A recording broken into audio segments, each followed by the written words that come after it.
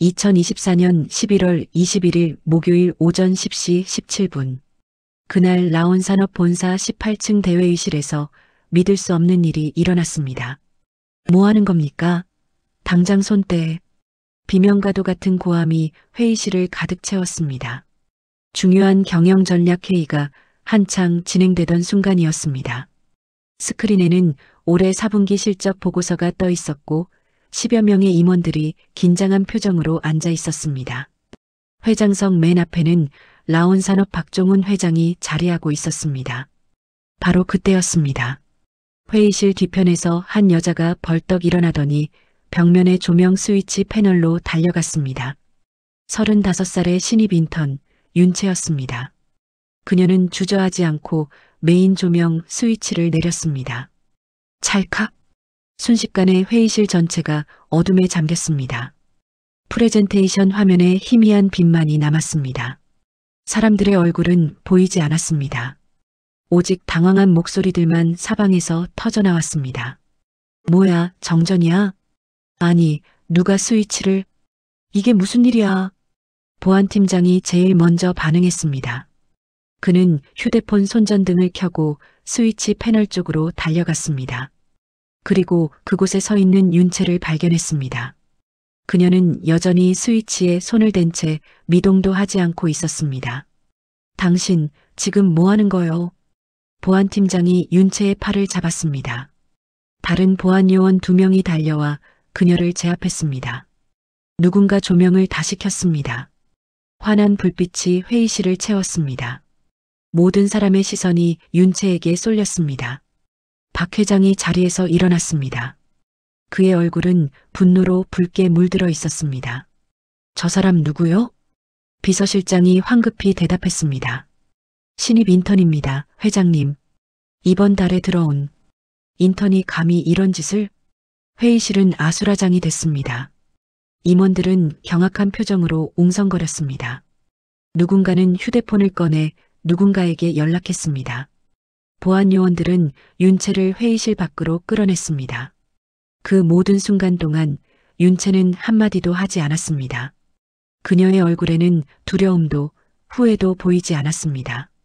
오히려 무언가를 확인하듯 회장석 뒤편 창문을 응시하고 있었습니다. 그 순간부터 모든 게 바뀌었습니다. 회사 전체가 발칵 뒤집혔습니다. 조명을 꺼버린 미친 인턴이라는 소문은 순식간에 퍼졌습니다. 윤채는 보안실로 끌려가 조사를 받았습니다. 그리고 사람들은 묻기 시작했습니다. 대체 왜? 무슨 이유로? 무슨 목적으로? 하지만 윤채는 끝까지 입을 열지 않았습니다. 그날의 진실이 밝혀지기까지는 꼬박 이틀이 걸렸습니다. 그리고 그 진실은 모든 사람을 경악하게 만들었습니다. 하지만 이야기는 그로부터 3주 전부터 시작됩니다. 2024년 10월 28일 월요일, 라온산업 본사 18층 인사팀 앞은 이른 아침부터 분주했습니다. 오늘은 하반기 신규 인턴 첫 출근일이었습니다. 20명 남짓한 젊은이들이 새 명찰을 목에 걸고 어색하게 서 있었습니다. 대부분 20대 초반 깔끔한 정장 차림이었습니다. 그 중에서 유독 눈에 띄는 사람이 하나 있었습니다. 35살 윤채였습니다. 짧게 자른 단발머리에 검은 태안경을 쓴 그녀는 다른 인턴들보다 최소 10년은 많아 보였습니다.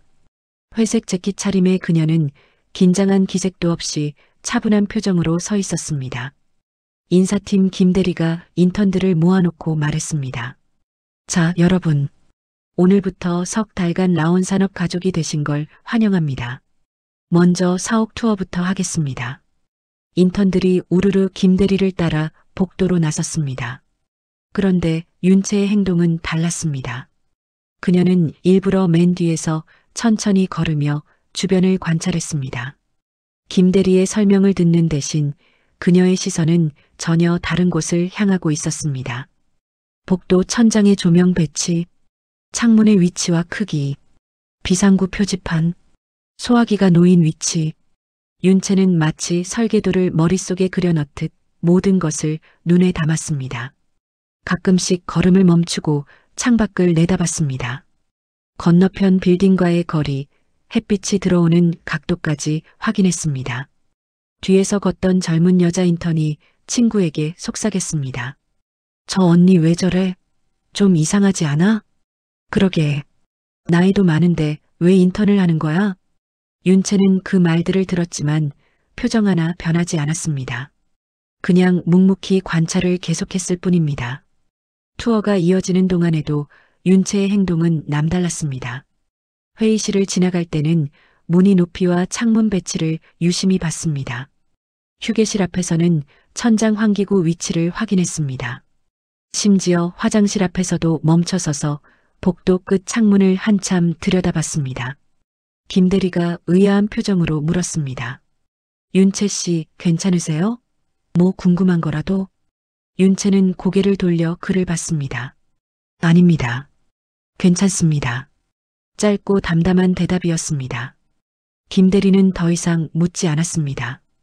오전 투어가 끝나고 인턴들은 각자 부서로 배정됐습니다.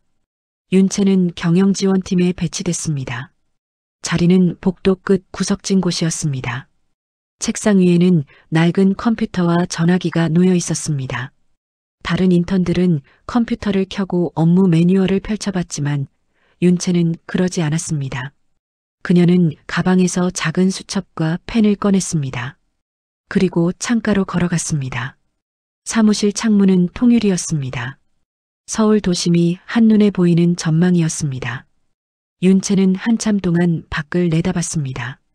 아니, 정확히는 유리 표면과 빛의 반사를 관찰했습니다. 옆자리 선배가 말을 걸었습니다. 인턴분, 자리에 앉아서 컴퓨터 켜보세요. 네, 감사합니다. 윤채는 자리로 돌아왔지만 컴퓨터는 켜지 않았습니다. 대신 수첩을 펼쳐 뭔가를 빠르게 적기 시작했습니다. 숫자와 도형, 각도, 표시 같은 것들이었습니다. 옆 선배는 고개를 갸웃하다가 그냥 자기 일로 돌아갔습니다. 점심시간이 됐습니다. 윤채는 혼자 구내식당으로 내려갔습니다. 식판을 들고 구석자리에 앉았습니다. 밥을 먹는 내내 그녀의 시선은 식당 천장의 조명을 향했습니다. 형광등 배치, 창문으로 들어오는 자연광, 그림자의 각도, 멀리서 다른 인턴들이 수군거렸습니다. 저 언니 완전 이상해. 맞아. 계속 천장만 쳐다봐. 윤채는 그 말들을 들었지만 신경 쓰지 않았습니다. 그녀에겐 더 중요한 일이 있었습니다. 오후 내내 윤채는 간단한 서류 정리 업무를 했습니다. 하지만 중간중간 자리를 비웠습니다. 화장실을 간다는 핑계였지만 사실은 건물 구석구석을 돌아다니며 구조를 파악하고 있었습니다. 비상계단, 엘리베이터홀, 회의실 복도, 임원실 층까지 그녀는 마치 지도를 그리듯 건물 내부를 머릿속에 새겼습니다. 수첩에는 끊임없이 메모가 쌓여갔습니다. 퇴근 시간이 됐습니다. 윤채는 가방을 메고 엘리베이터를 기다렸습니다. 그 짧은 순간에도 그녀의 시선은 복도 끝 대형 창문을 향했습니다. 건너편 건물과의 거리, 햇빛 각도, 유리 반사율. 그녀는 작게 한숨을 내쉬었습니다. 그리고 아무도 듣지 못할 만큼 작은 목소리로 중얼거렸습니다. 3주밖에 없어. 보안 요원들이 윤채의 양팔을 붙잡고 회의실을 빠져나갔습니다. 복도는 순식간에 술렁거렸습니다. 다른 층에서 일하던 직원들까지 고개를 내밀어 구경했습니다. 신입 인턴이 회의실 조명을 꺼버렸다는 소문은 불과 몇 분 만에 건물 전체로 퍼졌습니다. 윤채는 끌려가는 내내 아무 말도 하지 않았습니다. 저항하지도 변명하지도 않았습니다. 그저 고개를 들고 앞을 바라보며 걸을 뿐이었습니다. 그녀의 차분한 태도가 오히려 더 섬뜩하게 느껴졌습니다. 1층 보안실 문이 열렸습니다. 좁은 방 안에는 책상 하나와 의자 3개가 놓여 있었습니다. 보안팀장 최 팀장이 윤채를 의자에 앉혔습니다. 그는 팔짱을 끼고 윤채를 내려다보았습니다. 이름이 윤채 맞습니까? 네. 나이는 35입니다. 입사한 지 얼마나 됐습니까? 3주째입니다. 최 팀장은 책상 위에 놓인 서류를 집어들었습니다. 윤채의 인사기록 카드였습니다. 그는 서류를 훑어보며 물었습니다. 전에는 뭐 했습니까? 대학원에서 공부했습니다. 전공이 뭡니까? 건축환경공학입니다. 최 팀장의 눈썹이 꿈틀했습니다. 건축환경공학. 생소한 전공이었습니다. 하지만 지금은 그게 중요한 게 아니었습니다. 회의실에서 왜 그런 짓을 했습니까? 윤채는 잠시 침묵했습니다. 그녀는 최 팀장을 똑바로 바라봤습니다. 그리고 조용히 대답했습니다. 필요한 행동이었습니다. 필요한 행동이라고요? 최 팀장의 목소리가 높아졌습니다. 회장님이 계신 자리에서 갑자기 조명을 끄는 게 필요한 행동이라고요? 도대체 무슨 목적이었습니까? 설명드리기 어렵습니다. 설명하기 어렵다니 그게 무슨 말입니까? 최 팀장이 책상을 탁 쳤습니다. 윤채는 눈 하나 깜짝하지 않았습니다. 지금 장난하는 겁니까? 당신이 무슨 짓을 한 건지 알기나 합니까? 회장님 회의를 방해하고 전 직원을 놀라게 하고 회사 분위기를 엉망으로 만들어 놓고서 설명하기 어렵다고요? 윤채는 여전히 침착했습니다. 죄송합니다. 하지만 지금은 말씀드릴 수 없습니다. 최 팀장은 황당하다는 표정을 지었습니다. 그는 휴대폰을 꺼내 누군가에게 전화를 걸었습니다. 예, 인사팀장님. 지금 보안실입니다. 네, 본인 맞습니다. 그런데 이 사람이 설명을 안 합니다. 네, 알겠습니다. 전화를 끄는 최 팀장이 말했습니다. 인사팀장님이 오십니다. 그때까지 가만히 앉아 있으시오. 보안실 문이 닫혔습니다. 윤채는 혼자 남겨졌습니다. 하지만 그녀는 불안해하지 않았습니다. 오히려 시계를 보며 무언가를 계산하는 듯 했습니다. 오전 10시 25분. 사건이 일어난 지 8분이 지났습니다. 그 시각 18층 대회의실에서는 난리가 났습니다. 회의는 중단됐습니다. 박 회장은 자리를 떠났고 임원들은 어쩔 줄 몰라 하며 서로 얼굴만 쳐다봤습니다. 비서실장 김 실장이 급히 전화를 받고 있었습니다. 네, 회장님. 지금 보안실에서 조사 중입니다. 네, 신원 확인했습니다. 이번 달에 입사한 인턴 맞습니다. 전력은 깨끗합니다. 범죄 기록 없고 학력도 정상입니다. 전화 너머로 박 회장의 차가운 목소리가 들렸습니다. 정신병 기록은요? 아직 확인 중입니다만 인사채용 때 문제 없었다고 합니다. 당장 경찰에 신고하시오. 네, 회장님. 김 실장은 전화를 끊고 한숨을 내쉬었습니다. 이런 일은 처음이었습니다. 입사 3주차 인턴이 회장 회의를 망쳐놓다니. 도대체 무슨 이유로? 경영지원팀 사무실도 발칵 뒤집혔습니다. 윤채가 소속됐던 팀이었습니다. 박 과장이 윤채의 책상 앞에 서 있었습니다. 책상 위에는 컴퓨터와 수첩 한 권이 놓여 있었습니다. 이거 뭐지? 박 과장이 수첩을 집어들었습니다. 펼쳐보니 빼곡하게 숫자와 도형이 그려져 있었습니다. 각도 표시, 거리 계산, 시간 기록 같은 것들이었습니다. 무슨 뜻인지 알 수 없었습니다. 이 사람 원래 이상했어요. 옆자리 직원이 말했습니다. 첫날부터 계속 이상한 데만 쳐다봤어요. 천장이나 창문만 보고 사람들 말도 안 걸고 수상한 데가 많았군. 박 과장이 수첩을 덮었습니다. 보안팀에 넘겨야겠어. 그 시각 구내식당에서는 직원들이 모여 수군거렸습니다. 들었어? 신입 인턴이 회의실 조명 꺼버렸대. 미쳤나 봐. 회장님 회의 중에. 무슨 목적이래? 모르지. 보안실에서 조사 중이래.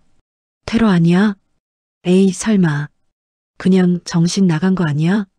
소문은 점점 부풀려졌습니다. 어떤 사람은 윤채가 회장에게 개인적인 원한이 있다고 했고 또 어떤 사람은 경쟁사 스파이라고 추측했습니다. 사실 확인도 없이 온갖 이야기가 난무했습니다. 오전 11시 인사팀장 정 팀장이 보안실로 내려왔습니다. 그는 문을 열고 안으로 들어갔습니다. 윤채는 여전히 의자에 가만히 앉아 있었습니다. 윤채 씨, 정 팀장이 그녀 앞에 앉았습니다. 나를 아시죠? 네. 인사팀장님, 내가 당신을 채용했습니다. 서류 심사하고 면접 보고 최종 합격 통보한 사람이 바로 나예요. 윤채는 고개를 끄덕였습니다. 그런데 왜 이런 짓을 했습니까? 회사에 불만이라도 있었습니까? 아니면 누가 시켰습니까? 아닙니다. 그럼 왜? 윤채는 입술을 꾹 다물었습니다. 정 팀장은 한숨을 내쉬었습니다. 당신 이력서 다시 봤습니다. 학력도 좋고 경력도 나쁘지 않아요.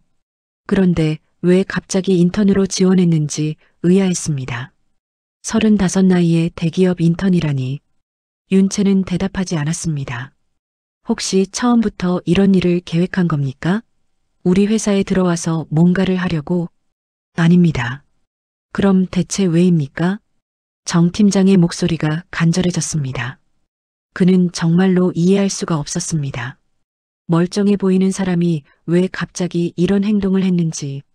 윤채는 잠시 망설이는 듯 했습니다. 그녀는 입을 열었다가 다시 닫았습니다. 그리고 결국 이렇게 말했습니다. 이틀만 기다려 주십시오. 뭐라고요? 이틀 후면 모든 게 밝혀질 겁니다. 무슨 소리를 하는 겁니까? 정 팀장이 황당해했습니다. 최 팀장도 어이없다는 표정이었습니다. 지금 우리를 놀리는 겁니까? 윤채는 고개를 저었습니다. 아닙니다. 진심입니다. 이틀만 기다려 주십시오. 그때까지 저를 가둬두셔도 좋습니다. 당신이 무슨 권리로? 정 팀장이 말을 마치기도 전에 문이 열렸습니다. 경찰 2명이 들어왔습니다. 신고받고 왔습니다. 업무 방해 및 기물 손괴 혐의로 조사하겠습니다. 윤채는 일어섰습니다. 경찰이 그녀에게 다가왔습니다. 윤채 씨 맞습니까? 네. 함께 가시죠. 윤채는 고개를 끄덕이고 경찰을 따라 나갔습니다. 복도에는 구경하는 직원들이 가득했습니다. 모두들 수군거리며 윤채를 쳐다봤습니다. 하지만 그녀는 당당하게 걸었습니다. 고개를 숙이지도 얼굴을 가리지도 않았습니다. 엘리베이터를 타고 1층으로 내려갔습니다. 로비에도 사람들이 몰려 있었습니다. 소문을 듣고 나온 직원들이었습니다. 윤채가 경찰차를 타고 떠나는 모습을 지켜봤습니다. 저 사람 완전 이상해. 미친 거 아냐?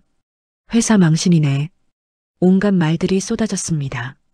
하지만 윤채는 듣지 못했습니다. 아니, 들었어도 신경 쓰지 않았을 것입니다. 경찰차가 출발했습니다. 라온산업 본사 건물이 점점 멀어졌습니다. 윤채는 창밖을 바라봤습니다. 그녀의 눈빛에는 후회도 두려움도 없었습니다. 오직 차분한 결의만이 서려 있었습니다. 경찰서로 가는 내내 윤채는 한 가지 생각만 했습니다. 이틀만 버티면 된다. 그때가 되면 모든 사람이 알게 될 것입니다. 그녀가 왜 그런 행동을 했는지, 그리고 그것이 얼마나 중요한 일이었는지. 하지만 지금은 아무도 믿지 않았습니다. 모두가 그녀를 미친 사람 취급했습니다. 회사는 발칵 뒤집혔고 그녀의 평판은 바닥에 떨어졌습니다. 그래도 괜찮았습니다. 윤채는 처음부터 각오하고 있었습니다. 이 일이 결코 쉽지 않을 거라는 것을, 사람들이 이해하지 못할 거라는 것을. 하지만 그녀에게는 선택의 여지가 없었습니다. 반드시 막아야 했습니다.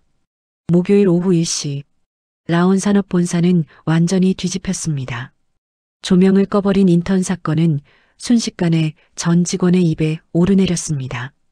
복도마다, 화장실마다, 엘리베이터 안에서도 그 이야기뿐이었습니다. 12층 마케팅팀 김 대리가 커피를 타며 동료에게 말했습니다. 야, 들었어? 신입 인턴이 회장님 회의 중에 조명 꺼버렸대. 진짜? 미친 거 아니야? 그러니까. 보안팀한테 끌려갔다던데. 목적이 뭐래? 그게 말을 안 한대. 계속 입 다물고 있다나 봐. 옆자리 박 과장이 끼어들었습니다. 내가 들은 바로는 정신병 있다던데. 에이, 그럼 애초에 어떻게 입사했어? 그러게. 인사팀에서 제대로 검증 안 한 거 아냐? 15층 재무팀에서도 비슷한 대화가 오갔습니다. 신입사원 이사원이 선배에게 물었습니다. 선배님, 그 인턴 원래 어떤 사람이었대요? 글쎄, 경영지원팀 사람들 말 들어보니까 원래 이상했대. 어떻게요? 첫날부터 계속 천장이랑 창문만 쳐다봤대. 사람들하고 말도 안 섞고 완전 수상하네요. 그러니까 처음부터 뭔가 계획한 것 같은데 소문은 점점 과장되어 갔습니다. 누군가는 윤채가 회장에게 개인적인 원한이 있다고 했고 다른 누군가는 경쟁사에서 보낸 스파이라고 주장했습니다.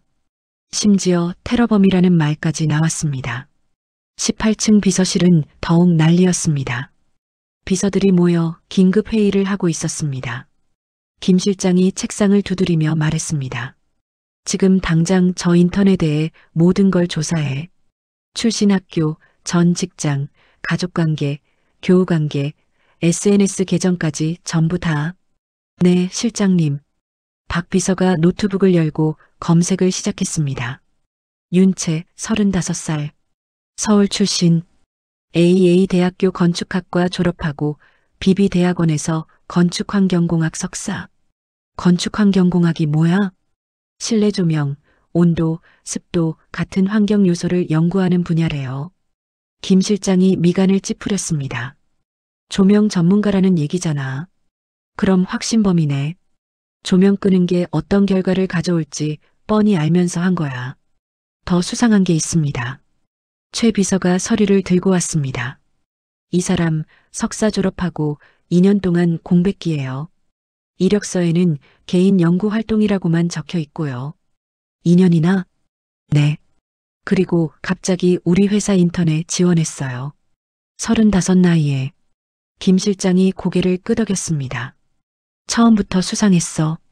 뭔가 목적이 있었던 거야. 그 시각 경영지원팀 사무실에서는 박 과장이 윤채의 책상을 뒤지고 있었습니다. 보안팀에서 증거 수집을 위해 파견 나온 직원과 함께였습니다. 서랍을 열자 수첩 2권이 더 나왔습니다. 펼쳐보니 역시 알 수 없는 기호와 숫자들이 가득했습니다. 건물 평면도 같은 것도 그려져 있었습니다. 이거 봐요. 회의실 창문 위치를 정확히 그려놨어요. 보안팀 직원이 수첩을 들었습니다. 이건 완전히 사전 계획이네요. 미리 준비한 거예요. 그럼 진짜 테러범 아니에요? 일단 경찰에 넘겨야겠습니다. 옆자리에 앉았던 송 대리가 말했습니다.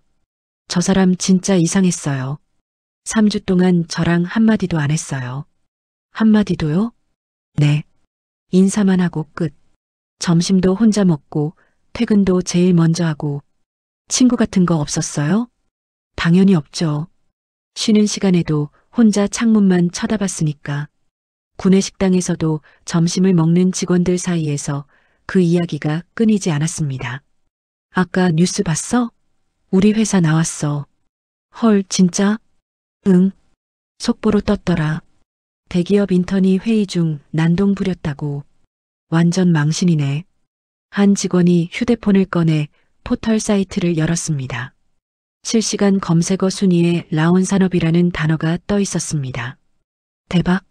실검 10위야. 댓글 좀 봐봐.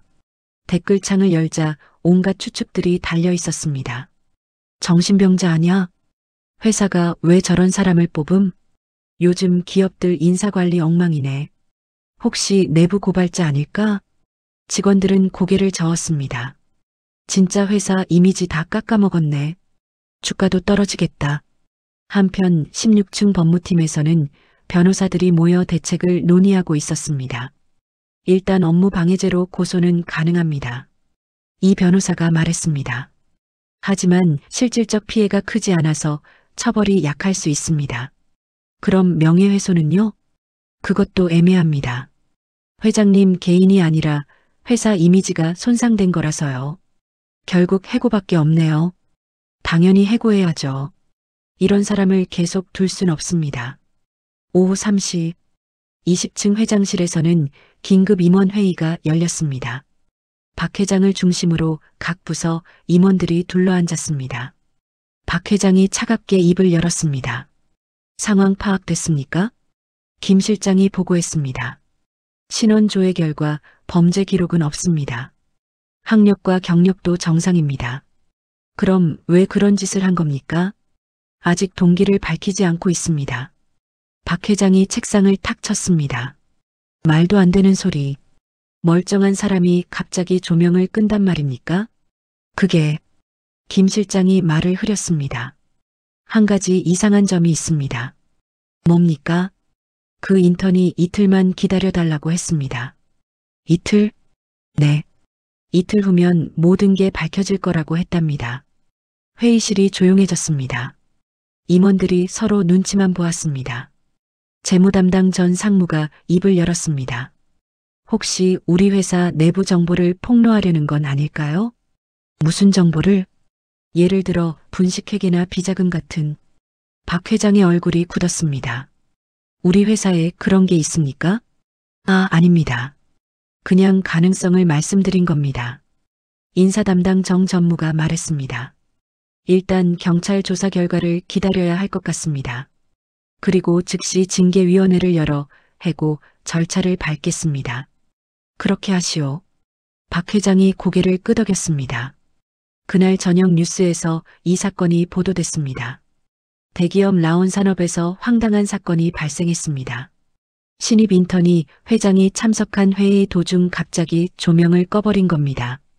경찰은 업무 방해 혐의로 조사 중입니다. 뉴스를 본 시청자들이 댓글을 달았습니다. 요즘 젊은 애들 이해가 안 됨. 회사가 잘못 뽑았네. 정신병자 아냐? 라온산업 직원들도 집에서 뉴스를 봤습니다. 회사 이름이 나오자 모두 한숨을 쉬었습니다. 내일 출근하면 또 난리가 날 게 뻔했습니다. 그날 밤 SNS와 온라인 커뮤니티는 이 사건으로 뜨거웠습니다. 누군가는 윤채를 비난했고 누군가는 그녀를 옹호했습니다. 하지만 진실을 아는 사람은 아무도 없었습니다. 윤채는 그날 밤 경찰서 조사실에서 밤을 보냈습니다. 좁은 방 안에서 딱딱한 의자에 앉아 있었습니다. 경찰은 여러 번 물었지만 그녀는 같은 대답만 반복했습니다. 이틀만 기다려 주십시오. 대체 이틀 후에 뭐가 있는 겁니까? 그때 가면 아실 겁니다. 경찰도 답답해했습니다. 하지만 윤채는 끝까지 입을 열지 않았습니다. 밤이 깊어갔습니다. 라온산업 본사 건물에는 불이 꺼졌습니다. 하지만 18층 대회의실 창문만은 가로등 불빛을 받아 희미하게 빛나고 있었습니다. 그 창문 너머 건너편 건물 옥상에서 무언가가 반짝였습니다. 아주 작고 미세한 빛이었습니다. 너무 작아서 아무도 눈치채지 못할 정도였습니다. 하지만 윤채는 알고 있었습니다. 그것이 무엇인지, 그리고 그것이 얼마나 위험한 것인지. 이틀만 기다리면 모든 사람이 알게 될 것입니다. 금요일 아침 9시, 라온산업 본사는 여전히 어제 사건으로 술렁거렸습니다. 하지만 이제는 새로운 정보들이 하나둘씩 드러나기 시작했습니다. 인사팀 정 팀장이 책상 앞에 앉아 윤채의 이력서를 다시 펼쳐봤습니다. 어제는 너무 급해서 자세히 보지 못했던 부분들이 눈에 들어왔습니다. 학력란을 보니 AA 대학교 건축학과를 우등으로 졸업했다고 적혀 있었습니다. 그리고 비비대학원 건축환경공학과 석사. 논문 제목이 특이했습니다. 실내 공간에서의 광원 반사 위험성과 안전 기준에 관한 연구. 광원 반사 위험성? 정 팀장이 중얼거렸습니다. 무슨 뜻인지 잘 이해가 되지 않았습니다. 그는 인터넷 검색창에 그 논문 제목을 입력했습니다. 검색 결과가 나왔습니다. 윤채의 논문이 국제학술지에 실렸다는 기사였습니다. 2년 전 일이었습니다. 기사를 읽어보니 꽤 주목받은 연구였던 것 같았습니다. 실내에서 강한 빛이 유리나 금속 표면에 반사되면 눈에 심각한 손상을 줄 수 있다는 내용이군. 정 팀장은 고개를 갸웃했습니다. 그럼 윤채는 조명 전문가였던 것입니다. 그렇다면 어제 행동에 무슨 의미가 있었던 걸까요? 그는 계속 이력서를 내려갔습니다. 경력란에는 석사 졸업 후 2년간 개인 연구 활동이라고만 적혀 있었습니다. 구체적인 내용은 없었습니다. 정 팀장이 인사팀 김 대리를 불렀습니다. 김 대리, 윤채 씨 면접 때 기억나요? 네, 기억납니다. 어떤 사람이었죠? 김 대리가 생각하며 대답했습니다. 조용하고 차분했어요. 질문의 대답은 정확하게 했고요. 다만 좀 무뚝뚝한 느낌이었습니다. 특별히 이상한 점은 없었어요? 글쎄요. 한 가지 기억나는 게 있긴 합니다. 뭔데요? 면접 끝나고 나갈 때 회의실 천장을 한참 쳐다봤어요. 조명을 보는 것 같았는데 정 팀장의 눈빛이 변했습니다. 그때부터 이미 한편 경영지원팀에서는 송 대리가 동료들에게 윤채에 대한 이야기를 하고 있었습니다. 나 어젯밤에 생각해봤는데 말이야. 뭐? 윤채 씨가 입사하고 나서 계속 이상한 행동했잖아. 그게 다 이유가 있었던 것 같아. 무슨 이유? 송 대리가 자기 휴대폰을 꺼냈습니다. 내가 어젯밤에 윤채 씨 이름 검색해봤거든. 그랬더니 2년 전 신문 기사가 나오더라고. 무슨 기사? 건축안전학회에서 상 받은 거. 조명 반사로 인한 사고를 예방하는 연구로. 동료들이 관심을 보였습니다. 그럼 전문가네? 응. 그것도 꽤 유명한 사람이었던 것 같아. 근데 왜 인턴으로 왔대? 그게 이상하긴 해. 2년 동안 공백기가 있었던 것 같던데. 다른 직원이 끼어들었습니다. 혹시 그 2년 동안 무슨 일이 있었던 거 아니야? 무슨 일? 예를 들어 사고나 사건 같은 거. 송 대리가 고개를 저었습니다. 그건 모르겠어. 기사에는 안 나와 있더라. 16층 법무팀에서는 이 변호사가 관련 자료들을 정리하고 있었습니다. 그는 윤채의 이력을 조사하던 중 흥미로운 사실을 발견했습니다. 2년 전 윤채는 한 대형 건설사에 근무했었습니다. 하지만 6개월 만에 퇴사했습니다. 퇴사 이유는 개인 사정이라고만 적혀 있었습니다. 이 변호사가 그 건설사 인사팀에 전화를 걸었습니다. 안녕하세요. 라온산업 법무팀입니다. 윤채라는 사람에 대해 여쭤보려고 하는데요. 전화 너머로 잠시 침묵이 흘렀습니다. 그리고 조심스러운 목소리가 들렸습니다. 윤채 씨요? 그분 무슨 일이라도? 네. 저희 회사에서 사건이 있어서요. 혹시 그쪽에서 근무할 때 특이사항 같은 게 있었습니까? 상대방이 망설이는 것 같았습니다. 사실 그분 퇴사할 때 좀 말이 많았어요. 어떤 말이요? 건축 현장에서 조명 문제로 임원들하고 크게 다퉜다고 들었어요. 안전 문제를 지적했는데 묵살당했다나 뭐라나. 그래서요? 결국 본인이 퇴사하셨죠. 그 후로 연락이 끊겼고요. 이 변호사는 전화를 끊고 메모를 했습니다.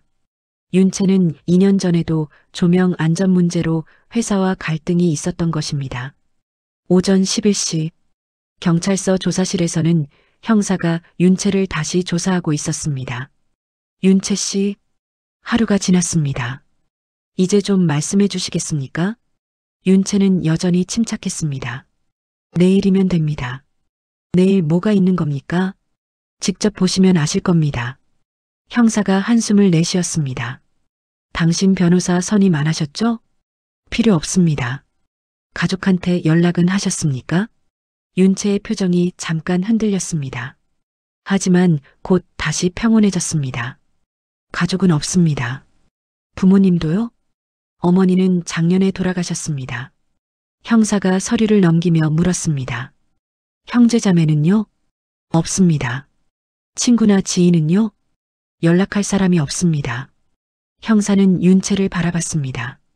35살 여자가 연락할 사람이 한 명도 없다니 뭔가 슬픈 일이 있었던 것 같았습니다. 윤채 씨, 솔직히 말씀해 주세요. 회사에 원한이 있었습니까? 아닙니다. 그럼 회장님한테요? 그것도 아닙니다. 그럼 도대체 왜 그런 행동을 한 겁니까? 윤채가 처음으로 긴 대답을 했습니다. 막으려고 했습니다. 뭘 막으려고요? 사고를. 형사의 눈이 커졌습니다. 무슨 사고 말입니까? 내일 같은 시간에 다시 가보시면 압니다. 어디를요? 라온산업 18층 대회의실입니다. 형사는 황당했습니다. 대체 이 여자가 무슨 말을 하는 건지 알 수가 없었습니다. 오후 2시 라온산업 비서실에서는 긴급보고 회의가 열렸습니다. 김 실장이 조사 결과를 정리해서 발표했습니다. 윤채는 2년 전 대형 건설사에서 조명 안전 문제로 갈등을 빚고 퇴사했습니다. 그럼 우리 회사에도 같은 이유로 온 겁니까? 박 비서가 물었습니다. 그럴 가능성이 큽니다. 어떤 안전 문제를 발견하고 경고하려 했던 것 같습니다. 하지만 왜 정상적으로 보고하지 않고 저런 짓을 한 겁니까? 그건 아직 모르겠습니다. 최 비서가 노트북을 열었습니다. 제가 건물관리팀에 확인해 봤는데요. 18층 대회의실은 최근 리모델링을 했답니다. 언제요? 2달 전입니다. 조명도 전부 새 걸로 교체했고요. 그럼 혹시 그 조명에 문제가 있다는 건가? 관리팀에서는 전혀 문제 없다고 합니다. 정식 인증받은 제품이래요. 김 실장이 턱을 괴었습니다. 뭔가 우리가 모르는 게 있는 것 같은데. 바로 그때 박 회장의 비서가 급히 들어왔습니다. 실장님, 큰일 났습니다. 왜요? 인터넷에 이상한 글이 올라왔어요. 비서가 휴대폰을 보여줬습니다. 한 온라인 커뮤니티에 익명으로 글이 올라와 있었습니다. 라온 산업 조명 사건, 내가 진실을 안다. 글 내용은 이랬습니다. 나는 건축 안전 전문가다. 윤채라는 사람을 안다. 그 사람은 미친 게 아니다. 분명 이유가 있다. 라온 산업은 건물 안전 점검을 제대로 하지 않았을 가능성이 크다. 댓글이 수백 개 달려 있었습니다. 진짜? 회사가 뭘 숨기는 거 아니야? 윤채 씨 억울한 거면 안타깝다. 김 실장의 얼굴이 굳었습니다. 이거 큰일인데. 여론이 이상하게 돌아가고 있어. 그날 오후 라온 산업 주가가 떨어지기 시작했습니다. 투자자들이 불안해하는 것이었습니다. 회사는 공식 입장문을 발표했습니다.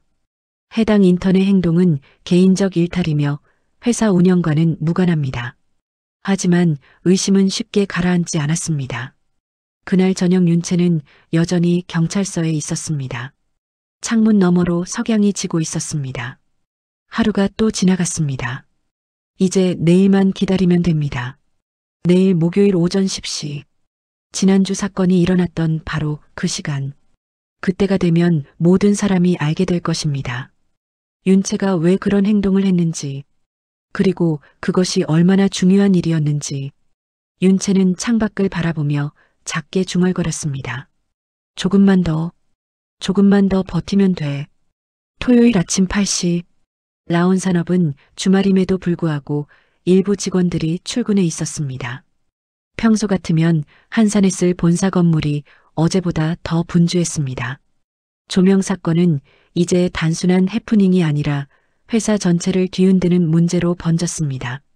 18층 비서실에서는 김 실장이 건물관리팀장과 마주 앉아 있었습니다.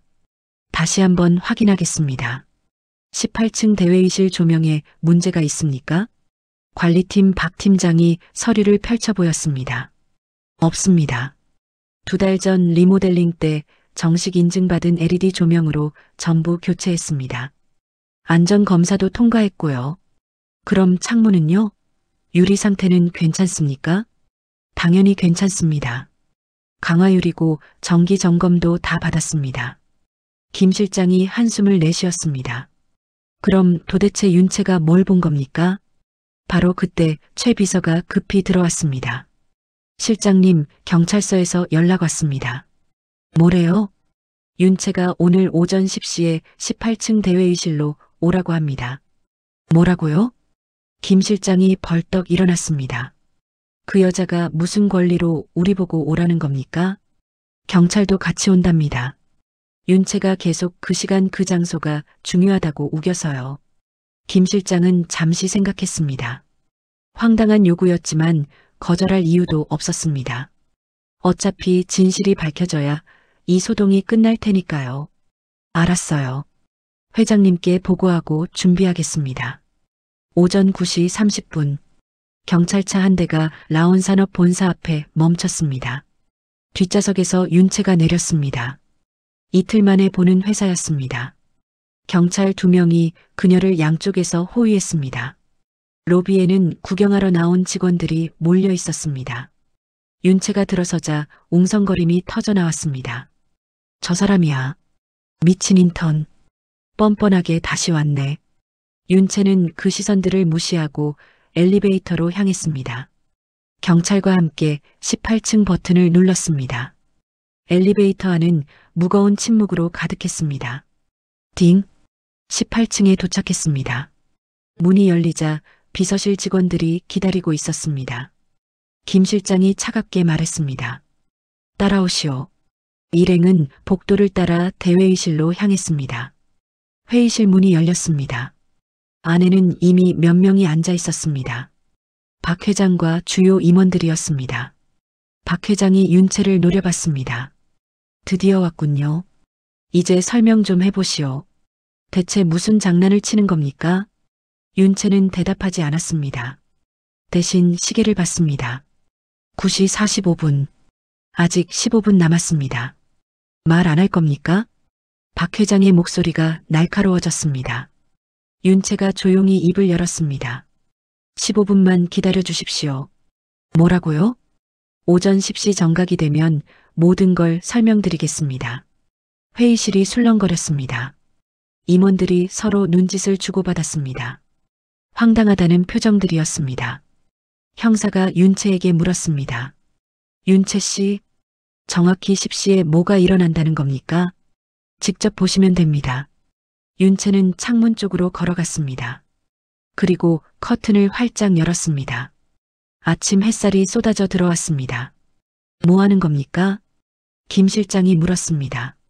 윤채는 대답 대신 창밖을 가리켰습니다. 건너편 건물이 보였습니다. 약 50m 정도 떨어진 곳이었습니다. 저 건물 옥상을 보십시오. 사람들이 창가로 몰려들었습니다. 하지만 특별한 건 보이지 않았습니다. 그냥 평범한 건물 옥상일 뿐이었습니다. 뭘 보라는 겁니까? 10시가 되면 압니다. 윤채는 자리에 앉았습니다. 그리고 조용히 시계를 지켜봤습니다.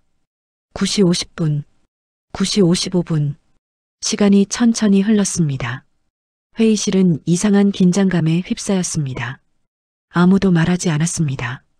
모두가 시계만 쳐다봤습니다. 대체 10시에 무슨 일이 일어난다는 건지, 정말 뭔가 일어나기는 하는 건지. 박 회장이 불편한 표정으로 자리에 앉았습니다. 그는 여전히 윤채를 믿지 않았습니다. 하지만 왠지 모를 불안감이 엄습했습니다. 9시 58분. 윤채가 일어섰습니다. 이제 조명을 켜주십시오. 관리팀 직원이 조명 스위치를 올렸습니다. 천장의 LED 조명들이 밝게 빛났습니다. 회의실이 환해졌습니다. 그리고 모두 창문에서 떨어져 주십시오. 윤채의 목소리에는 긴박함이 담겨 있었습니다. 왜요? 위험합니다. 사람들이 어리둥절해하며 뒤로 물러섰습니다. 윤채만 창가에 홀로 서 있었습니다. 그녀는 손목시계를 응시했습니다. 9시 59분 30초, 40초, 50초, 10시 정각. 바로 그 순간이었습니다. 창문 유리에 무언가가 반짝였습니다. 아주 강렬한 빛이 순간적으로 회의실 안으로 쏟아져 들어왔습니다. 마치 번개가 친 것처럼 눈부신 성광이었습니다. 흑! 누군가 비명을 질렀습니다. 창가에 있던 사람들이 눈을 가렸습니다. 빛이 너무 강렬해서 직접 보기 힘들었습니다. 윤채는 미리 준비한 선글라스를 꺼내 썼습니다. 그리고 창밖을 응시했습니다. 건너편 건물 옥상에서 강한 빛이 발사되고 있었습니다. 레이저 같은 것이었습니다. 그 빛은 정확히 대회의실 창문을 향하고 있었습니다. 유리에 반사되어 회의실 안으로 들어온 빛은 회장석 바로 뒤편 벽을 강타했습니다. 만약 회장이 그 자리에 앉아 있었다면 눈에 직접 빛을 받았을 것입니다. 저게 뭡니까? 형사가 놀라서 소리쳤습니다. 윤채가 침착하게 대답했습니다. 고출력 레이저입니다. 건너편 건물에서 이쪽을 향해 발사하고 있습니다. 레이저라고요? 네. 정확히는 산업용 레이저 광원입니다. 눈에 직접 닿으면 실명할 수 있는 위험한 장치입니다. 회의실이 술렁거렸습니다. 박 회장의 얼굴이 창백해졌습니다. 그럼 저게 나를 노린 겁니까? 정확합니다. 윤채가 고개를 끄덕였습니다. 지난 목요일 오전 10시 17분. 제가 조명을 껐을 때가 바로 저 레이저가 발사되는 시간이었습니다. 그럼 당신이 조명을 끈 이유가? 김 실장이 숨을 삼켰습니다. 회장님을 보호하기 위해서였습니까? 네. 윤채의 대답은 짧고 단호했습니다. 조명이 켜진 상태에서 저 레이저가 유리에 반사되면 빛의 강도가 몇 배로 증폭됩니다. 회장님이 앉으신 자리가 정확히 그 반사 지점이었습니다. 형사가 급히 무전기를 꺼냈습니다. 본부, 여기 상황 발생했다. 건너편 건물 옥상에 수상한 장비 있다. 즉시 출동 바란다. 회의실은 아수라장이 됐습니다. 임원들이 창밖을 내다보며 소란을 피웠습니다. 보안팀이 급히 달려왔습니다. 약 30초 후 레이저 빛이 꺼졌습니다. 건너편 옥상이 다시 평온해 보였습니다. 윤채가 말했습니다. 매주 목요일 오전 10시에 30초간 발사됩니다. 아마 원격 조종 장치일 겁니다. 어떻게 그걸 알았습니까? 박 회장이 떨리는 목소리로 물었습니다. 윤채가 대답했습니다. 3주 전 이 건물을 처음 왔을 때 느꼈습니다. 대회의실 유리 반사 각도가 비정상적이었습니다. 그래서 조사를 시작했습니다. 조사요? 매일 같은 시간에 2층을 관찰했습니다. 그러다 지난주 목요일 오전에 이상한 빛을 발견했습니다. 하지만 너무 짧아서 확신할 수 없었습니다. 윤채는 계속 설명했습니다. 그래서 회의가 열리는 그날 다시 확인하려 했습니다. 그런데 빛이 예상보다 강렬했습니다. 즉시 조명을 꺼야 했습니다. 조명이 켜져 있으면 반사율이 높아져서 회장님 눈에 치명적이었을 테니까요. 회의실이 조용해졌습니다. 모든 사람이 윤채를 바라봤습니다. 그들의 눈빛이 달라졌습니다. 의심과 비난이 아니라 놀라움과 감사였습니다. 박 회장이 천천히 윤채에게 다가갔습니다. 당신이 내 목숨을 구한 겁니까? 윤채는 고개를 숙였습니다. 죄송합니다. 더 빨리 확실한 증거를 찾지 못해서 혼란을 드렸습니다. 아니요. 박 회장이 손을 내밀었습니다. 고맙소. 정말 고맙소. 그때 건물 밖에서 사이렌 소리가 들렸습니다. 경찰이 건너편 건물로 달려가고 있었습니다. 헬리콥터까지 뜨기 시작했습니다. 형사가 말했습니다. 지금 건너편 건물을 수색 중입니다. 범인을 꼭 잡겠습니다. 윤채가 조용히 말했습니다.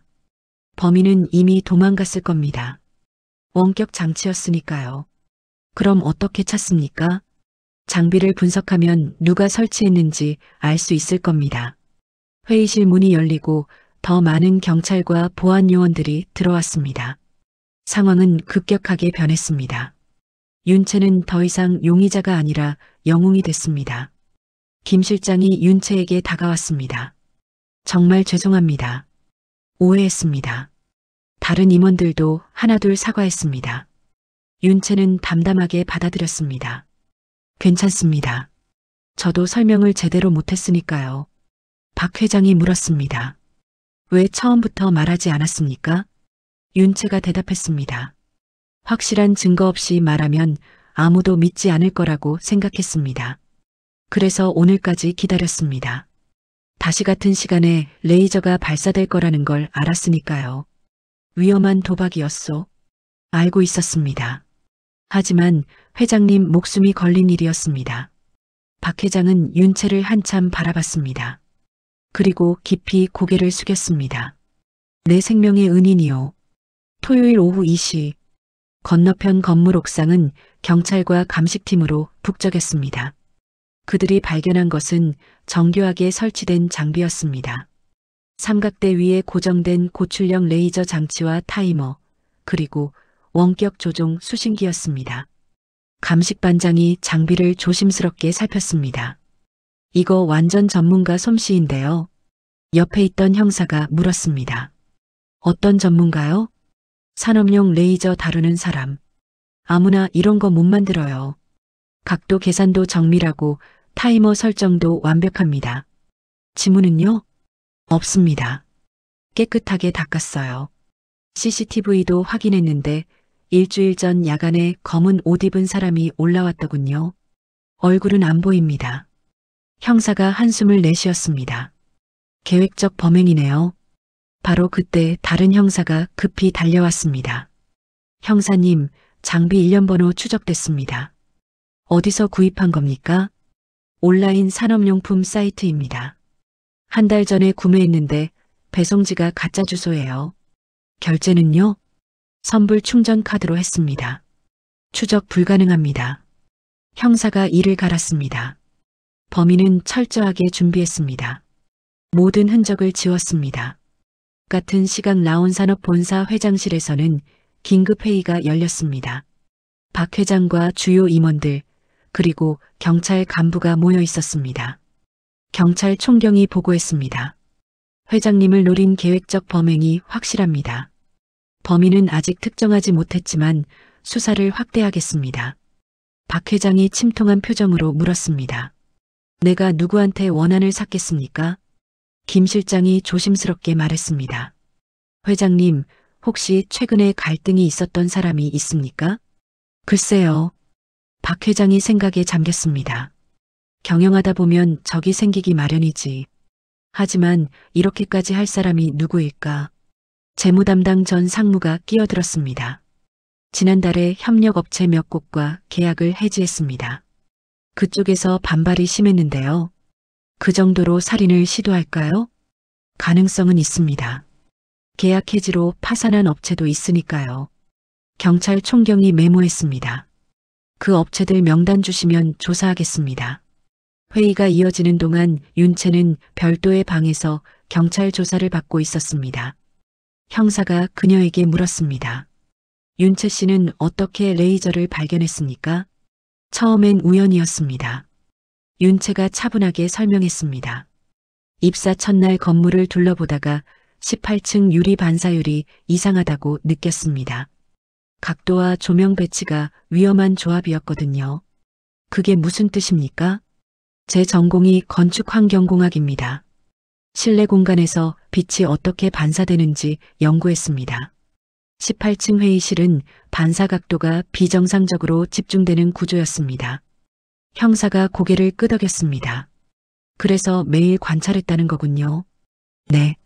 3주 동안 같은 시간대에 그 층을 지나다녔습니다. 그러다 지난주 목요일에 짧은 성광을 봤습니다. 그때 확신했습니까? 반은 확신했고 반은 의심했습니다. 그래서 증거를 확보하려고 기다렸습니다. 형사가 서류를 넘기며 물었습니다. 윤채 씨 이력을 보니 2년 전에 대형 건설사에 근무하셨더군요. 그때도 비슷한 일이 있었다던데요. 윤채의 표정이 어두워졌습니다. 네. 건축 현장에서 조명 반사로 인한 사고 위험을 발견했습니다. 보고했지만 회사는 무시했습니다. 그래서 퇴사하셨습니까? 네. 결국 제 말이 맞았습니다. 석 달 후 그 현장에서 작업자가 눈에 화상을 입었습니다. 그 사건 후로요? 윤채가 잠시 침묵했습니다. 그녀의 눈빛이 흔들렸습니다. 어머니가 아프셨습니다. 제가 회사를 그만둔 것 때문에 스트레스를 받으셨습니다. 1년 동안 간병하다가 작년에 돌아가셨습니다. 죄송합니다. 형사가 조심스럽게 말했습니다. 그 후로 개인 연구만 하셨습니까? 네. 더 이상 회사에 취직하고 싶지 않았습니다. 하지만 생계를 위해 다시 일을 시작해야 했습니다. 그래서 인턴으로 지원했습니다. 라온 산업을 선택한 특별한 이유가 있습니까? 없습니다. 여러 곳에 지원했고 이곳에서 합격했을 뿐입니다. 형사가 고개를 끄덕였습니다. 윤채의 이야기는 일관성이 있었습니다. 거짓말 같지 않았습니다. 오후 4시 회의실에서 나온 박 회장이 윤채를 만났습니다. 복도에서 마주친 두 사람은 잠시 서로를 바라봤습니다. 윤채 씨, 박 회장이 먼저 입을 열었습니다. 다시 한번 감사하오. 당신이 아니었으면 난 큰일 날 뻔했소. 당연한 일을 했을 뿐입니다. 윤채가 담담하게 대답했습니다. 당연한 일이라니. 3주 동안 혼자서 조사하고 증거를 모으고 위험을 무릅쓴 게 당연한 일이요? 박 회장이 고개를 저었습니다. 당신은 영웅이요. 저는 영웅이 아닙니다. 윤채의 목소리가 낮아졌습니다. 그냥 제 양심을 따랐을 뿐입니다. 2년 전에 회사의 무시 때문에 사람이 다쳤습니다. 그 일을 반복하고 싶지 않았습니다. 박 회장은 윤채를 한참 바라봤습니다. 이 젊은 여자의 눈빛에는 슬픔과 결의가 함께 담겨 있었습니다. 회사로 돌아오시오. 박 회장이 말했습니다. 인턴이 아니라 정식 직원으로 안전관리팀을 새로 만들겠소. 당신이 팀장을 맡아주시오. 윤채가 놀란 표정을 지었습니다. 저는 인턴도 제대로 못했는데요. 아니요. 당신은 누구보다 훌륭하게 해냈소. 단 하나의 중요한 일을 해냈소. 박 회장이 윤채의 어깨에 손을 올렸습니다. 생각해 보시오. 당신 같은 사람이 필요하오. 그날 저녁 뉴스에서 사건이 대대적으로 보도됐습니다. 대기업 회장을 노린 레이저 테러가 신입 인턴의 활약으로 저지됐습니다. 윤채 씨는 3주 동안 혼자 조사해 범행을 밝혀냈습니다. 방송이 나가자 여론이 완전히 바뀌었습니다. 닷새 전만 해도 윤채를 미친 사람이라고 비난했던 사람들이 이제는 영웅이라고 칭찬했습니다. 온라인 커뮤니티는 난리가 났습니다. 대박! 완전 영화 같은데. 인턴이 회장 살렸네. 이분 진짜 대단하다. 처음에 욕한 사람들 반성해라. 라온 산업 직원들도 태도가 180도 바뀌었습니다. 월요일 출근하면 윤채에게 사과해야겠다고 생각하는 사람들이 많았습니다. 하지만 정작 윤채는 조용했습니다. 그녀는 경찰 조사가 끝난 후 자신의 자취방으로 돌아왔습니다. 작은 방 안에서 혼자 창밖을 바라봤습니다. 사건은 해결됐지만 범인은 아직 잡히지 않았습니다. 누가 박 회장을 노렸는지 여전히 미스터리였습니다. 윤채는 책상 위에 놓인 노트북을 켰습니다. 화면에는 여전히 라온 산업 건물 3D 모델이 떠 있었습니다. 그녀는 마우스를 움직이며 건너편 건물 옥상을 확대했습니다. 누가 설치했을까? 윤채가 혼잣말을 했습니다. 그리고 왜? 그녀는 지난 3주 동안 관찰한 기록들을 다시 펼쳐봤습니다. 수첩에는 빼곡하게 메모가 적혀 있었습니다. 날짜별로 기록한 관찰 내용들이었습니다. 10월 28일 입사 첫날, 18층 유리 반사 이상 발견, 10월 29일, 건너편 건물 구조 확인, 11월 4일, 오전 10시경 짧은 섬광 목격, 확실하지 않음, 11월 11일, 같은 시간대 다시 섬광, 패턴 확인, 11월 21일, 회의 당일, 조명 차단으로 반사 방지. 윤채는 수첩을 덮었습니다. 그녀가 한 일은 끝났습니다. 이제 경찰이 범인을 잡을 것입니다. 하지만 뭔가 찝찝한 느낌이 들었습니다. 마치 퍼즐 조각 하나가 빠진 것 같았습니다. 내가 놓친 게 뭘까? 윤채는 생각에 잠겼습니다. 범인은 왜 하필 목요일 오전 10시를 선택했을까? 그 시간에 무슨 의미가 있는 걸까? 그녀는 다시 노트북을 열어 라온 산업 홈페이지에 접속했습니다. 회사 일정을 확인했습니다. 매주 목요일 오전 10시에는 정기 경영 회의가 열렸습니다. 박 회장이 반드시 참석하는 회의였습니다. 범인은 회의 일정을 알고 있었어.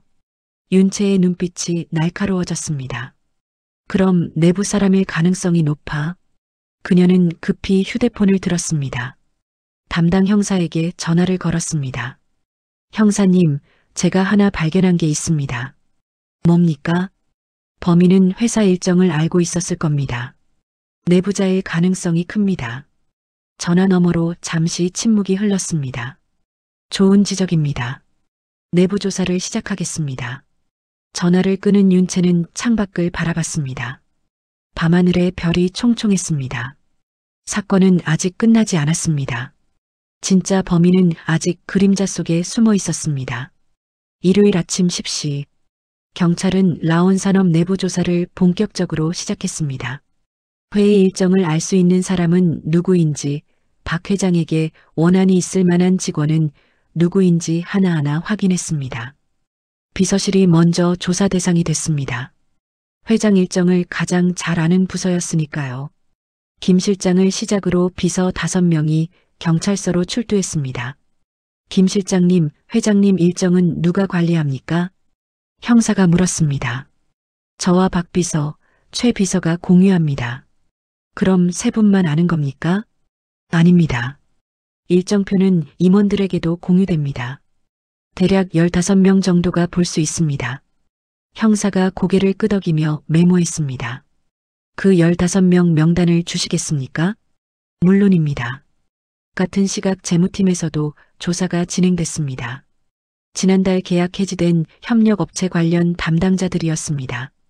전 상무님, 협력업체 해지 결정은 누가 했습니까? 회장님께서 최종 승인하셨지만 실무는 저희 팀에서 했습니다. 해지된 업체들 반응이 어땠습니까? 전 상무가 불편한 표정을 지었습니다. 심했습니다. 특히 우성산업 대표가 회사까지 찾아와서 난리를 쳤습니다. 언제 일입니까? 한 달 전쯤입니다. 회장님을 만나게 해달라고 소리 지르고 난동을 부렸습니다. 그 대표 이름이 뭡니까? 강민수입니다. 50대 중반이고요. 형사가 눈빛을 번뜩였습니다. 지금 어디 있습니까? 잘 모르겠습니다. 회사가 부도났다고 들었는데요. 경찰은 즉시 강민수를 추적하기 시작했습니다. 하지만 그는 한 달 전부터 행방이 묘연했습니다. 집도 비워져 있었고 휴대폰도 꺼져 있었습니다. 전국에 수배령 내려라. 경찰 총경이 지시했습니다. 한편 윤채는 일요일 오후에 다시 회사로 나왔습니다. 경찰이 조사하는 동안 혼자 생각할 게 있었습니다. 텅 빈 18층 복도를 걸으며 다시 대회의실로 향했습니다. 문을 열고 들어가자 조용했습니다. 창문으로 햇빛이 들어오고 있었습니다. 윤채는 창가로 걸어가 건너편 건물을 바라봤습니다. 레이저 장치를 설치하려면 이 건물 구조를 알아야 해. 윤채가 중얼거렸습니다. 회의실 위치, 창문 각도, 심지어 회장님이 앉는 자리까지. 그녀는 회의실을 천천히 둘러봤습니다. 회장석은 창문에서 약 3m 떨어진 곳이었습니다. 정확히 레이저 반사 지점이었습니다. 이걸 계산하려면 전문 지식이 필요해. 윤채는 책상 위에 놓인 의자 배치를 봤습니다. 회장석 양옆으로 임원들이 앉는 자리였습니다.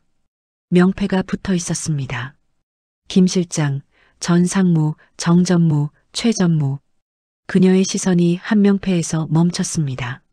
최 전무. 이름 아래 작은 글씨로 직책이 적혀 있었습니다. 시설 담당 전무. 시설 담당? 윤채의 눈이 커졌습니다. 시설 담당이라면 건물 구조를 가장 잘 아는 사람이었습니다. 그녀는 급히 휴대폰을 꺼내 검색했습니다. 최 전무 프로필이 나왔습니다. 최진호, 58세, 라온산업 입사 30년, 시설관리 및 안전 총괄, 30년이나 일했으면 건물 구조를 속속들이 알겠네. 윤채는 계속 검색했습니다. 최 전무의 경력이 나왔습니다. 그런데 이상한 점이 있었습니다. 3개월 전까지 전무였다가 갑자기 평직원으로 강등됐습니다. 왜 강등됐지? 윤채가 더 자세히 찾아봤습니다. 회사 내부 공지사항을 뒤졌습니다. 그러다 한 기사를 발견했습니다. 라온산업시설 안전사고로 직원 부상, 책임자 징계. 기사는 석 달 전 것이었습니다. 본사 주차장에서 천장 조명이 떨어져 직원이 다쳤다는 내용이었습니다. 책임자인 최진호 전무가 강등 조치됐다고 적혀 있었습니다. 윤채의 심장이 빠르게 뛰기 시작했습니다. 조명사고, 책임자 강등, 박 회장의 결정. 그녀는 퍼즐 조각들이 맞춰지는 걸 느꼈습니다.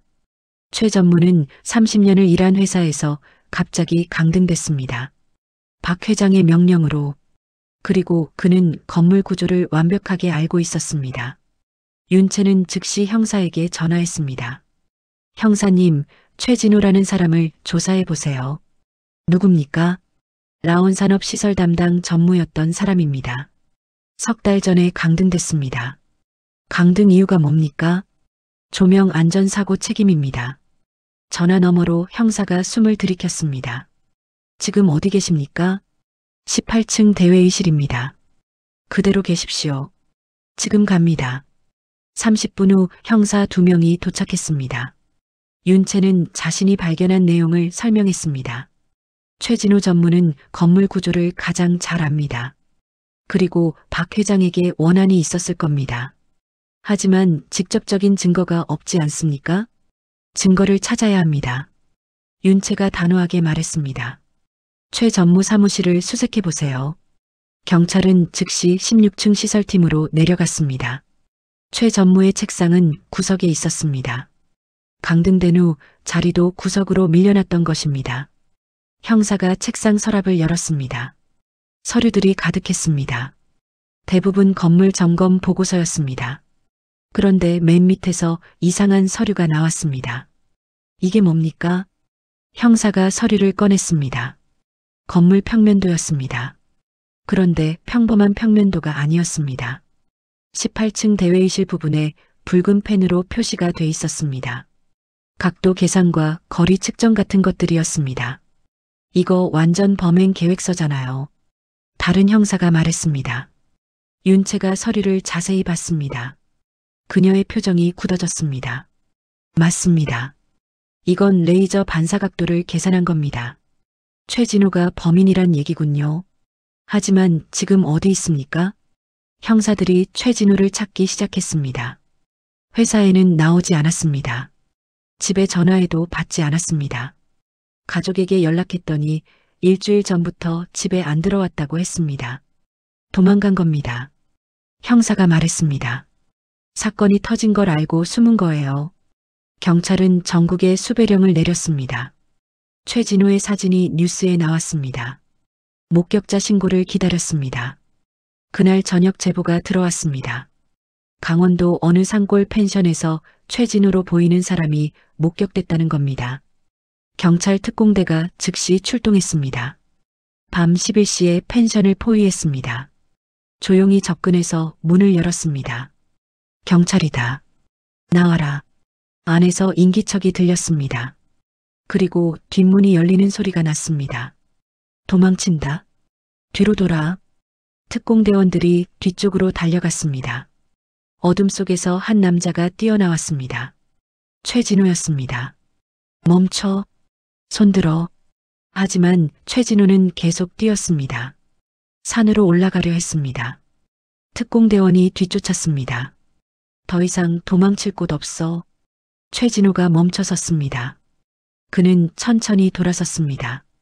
얼굴은 수척했고 눈은 충혈돼 있었습니다. 난 끝났어. 최진호가 중얼거렸습니다. 30년을 일했는데 순식간에 잘렸어. 나 때문에 아니었는데. 무슨 소리야? 형사가 다가갔습니다. 조명사고는 내 잘못이 아니었어. 예산을 안 줘서 제대로 된 점검을 못한 거야. 근데 모든 책임을 나한테 뒤집어 씌웠어. 최진호의 목소리가 떨렸습니다. 박 회장이 날 버렸어. 30년 충성한 날. 그래서 회장을 죽이려 한 거야? 죽이려던 건 아니야. 그냥 겁을 주려고. 최진호가 고개를 저었습니다. 실명시키려고 했어. 나처럼 인생이 끝나는 걸 느끼게 해주려고. 미친놈. 형사가 최진호에게 수갑을 채웠습니다. 당신 때문에 얼마나 많은 사람이 고생했는지 알아? 최진호는 대답하지 않았습니다. 그는 그냥 고개를 떨군 채 끌려갔습니다. 다음 날 월요일 아침, 범인 검거 소식이 뉴스에 나왔습니다. 라온산업 레이저 테러범이 검거됐습니다. 범인은 회사 내부 직원으로 밝혀졌습니다. 회사는 다시 한번 난리가 났습니다. 하지만 이번엔 안도의 소동이었습니다. 범인이 잡혔다는 사실에 모두가 안심했습니다. 박 회장은 전 직원 앞에서 말했습니다. 이번 일로 우리 회사의 안전관리가 얼마나 중요한지 깨달았습니다. 앞으로 더욱 철저히 하겠습니다. 그리고 그는 윤채를 불렀습니다. 윤채 씨, 다시 한번 제안합니다. 우리 회사 안전관리 책임자가 돼주십시오. 전 직원이 박수를 쳤습니다. 윤채는 조용히 고개를 숙였습니다. 사건은 마침내 끝이 났습니다. 하지만 윤채의 새로운 시작은 이제부터였습니다. 월요일 오후 3시 윤채는 회장실로 호출됐습니다. 복도를 걸어가는 내내 주변 직원들이 그녀를 보며 고개를 숙여 인사했습니다. 닷새 전만 해도 이상한 사람 취급하던 사람들이었습니다. 윤채 씨, 정말 대단하세요. 덕분에 회장님이 무사하셨어요. 영웅이에요. 윤채는 어색하게 미소 지으며 답례했습니다. 하지만 마음 한편은 무거웠습니다. 영웅이라는 말이 부담스러웠습니다. 자신은 그냥 당연한 일을 했을 뿐이었습니다. 회장실 문을 두드렸습니다. 들어오시오. 안에서 박 회장의 목소리가 들렸습니다. 문을 열고 들어가니 넓은 회장실이 나타났습니다. 한쪽 벽면은 통유리로 서울 시내가 한눈에 보였습니다. 박 회장이 소파에서 일어났습니다. 그는 윤채를 반갑게 맞이했습니다. 어서 오시오. 앉으시오. 윤채는 소파에 앉았습니다. 박 회장이 직접 차를 따라 건넸습니다. 고맙소. 정말 고맙소. 박 회장이 진심 어린 목소리로 말했습니다. 당신이 아니었으면 난 지금 이 자리에 없었을 겁니다. 당연한 일을 했을 뿐입니다. 윤채가 차를 받으며 대답했습니다. 박 회장이 창밖을 바라봤습니다. 최진호 말이오. 30년을 함께 일한 사람이었소. 내가 그를 너무 쉽게 버렸는지도 모르겠소. 회장님 잘못이 아닙니다. 아니요. 내 책임도 있소. 박 회장이 고개를 저었습니다. 조명사고 때 예산 부족이 원인이었다는 걸 알고 있었소. 하지만 누군가 책임을 져야 했고 최진호가 담당자였으니 그가 짊어진 거였소. 잠시 침묵이 흘렀습니다.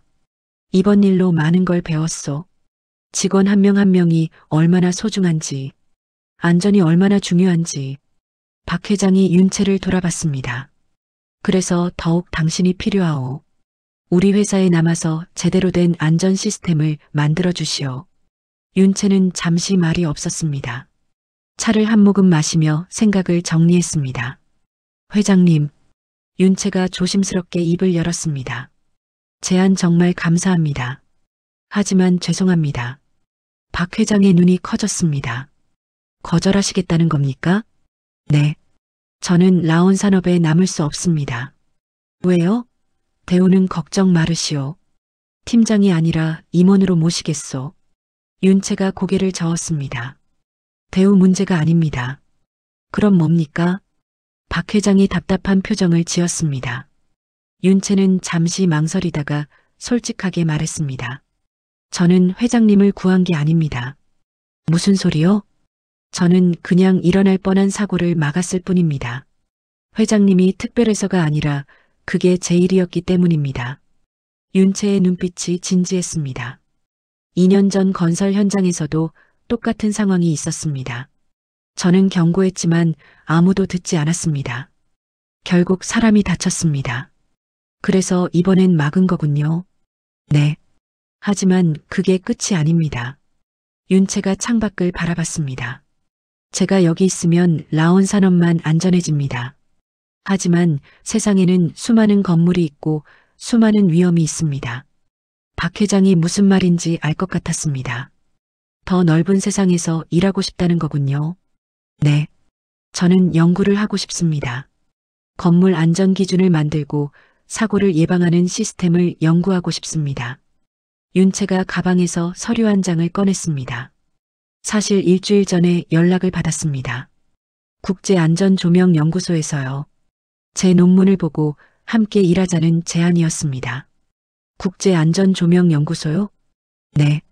스위스에 있는 비영리 연구기관입니다. 전 세계 건물 안전 기준을 만드는 곳입니다. 박 회장은 서류를 받아들고 읽어봤습니다. 정식 채용 제안서였습니다. 여기서 일하면 세계 여러 나라의 건물 안전을 개선할 수 있습니다. 라온 산업 하나가 아니라 수천 개의 건물을요. 윤채의 목소리에는 열정이 담겨 있었습니다.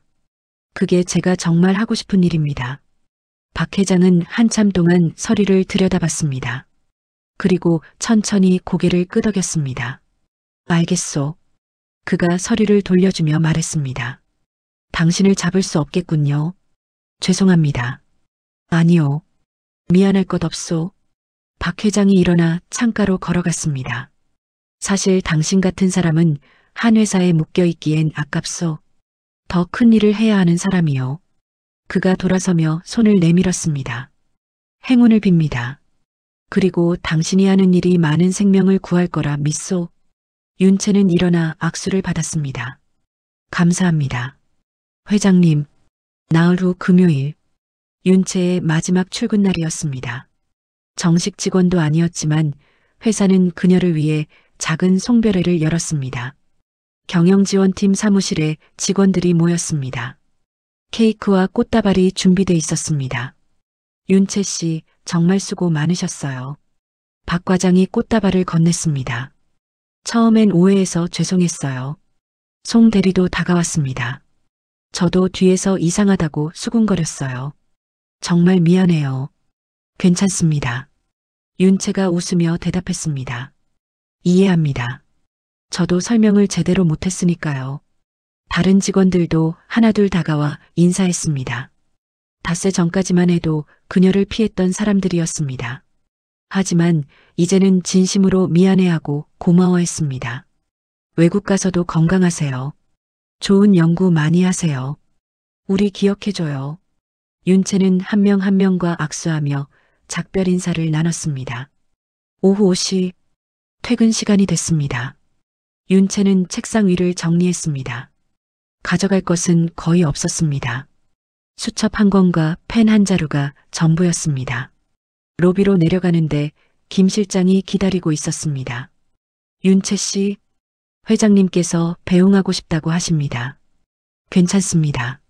번거롭게 하지 않아도 회장님 뜻이십니다. 김 실장이 미소 지으며 엘리베이터를 가리켰습니다. 지하 주차장으로 내려가니 박 회장이 차 옆에 서 있었습니다. 정장이 아니라 편한 옷차림이었습니다. 내가 공항까지 바래다 주겠소. 회장님이 직접요? 당연하지. 내 생명의 은인인데. 박 회장이 차문을 열어줬습니다. 윤채는 어쩔 수 없이 탔습니다.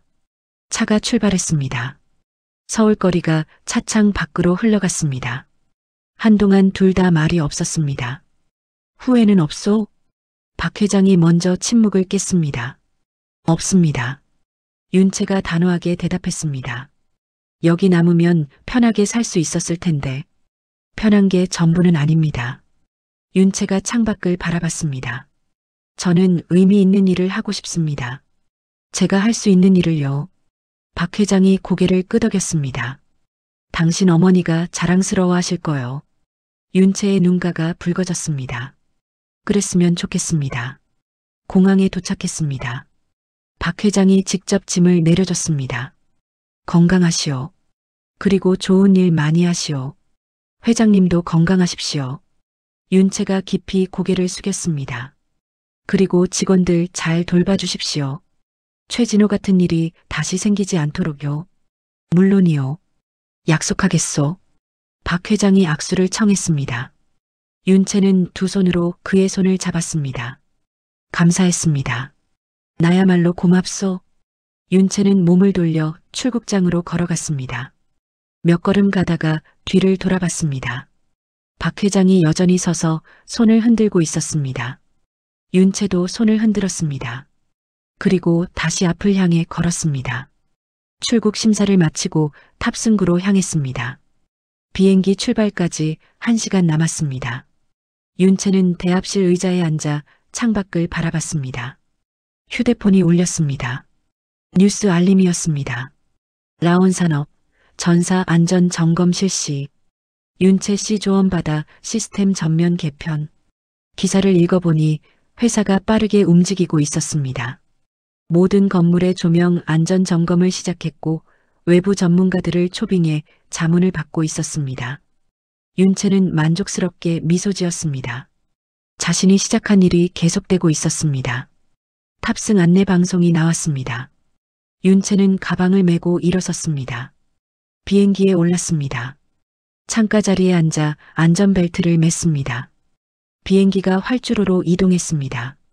서울의 야경이 점점 작아졌습니다. 빌딩들의 불빛이 반짝였습니다. 저 많은 건물 속에 얼마나 많은 사람이 살고 있을까? 그리고 얼마나 많은 위험이 숨어 있을까? 안전하게 만들 거야. 윤채가 작게 중얼거렸습니다. 모든 건물을, 모든 사람을. 비행기가 하늘로 떠올랐습니다. 구름 위로 올라가자 달이 밝게 빛나고 있었습니다. 윤채는 가방에서 노트북을 꺼냈습니다. 새로운 연구 계획을 작성하기 시작했습니다. 국제안전조명연구소에서 할 일들이 머릿속에 가득했습니다. 라온 산업에서의 닷새는 짧았지만 값진 시간이었습니다. 한 사람의 목숨을 구했고 많은 사람에게 안전의 중요성을 일깨웠습니다. 하지만 그것은 시작일 뿐이었습니다.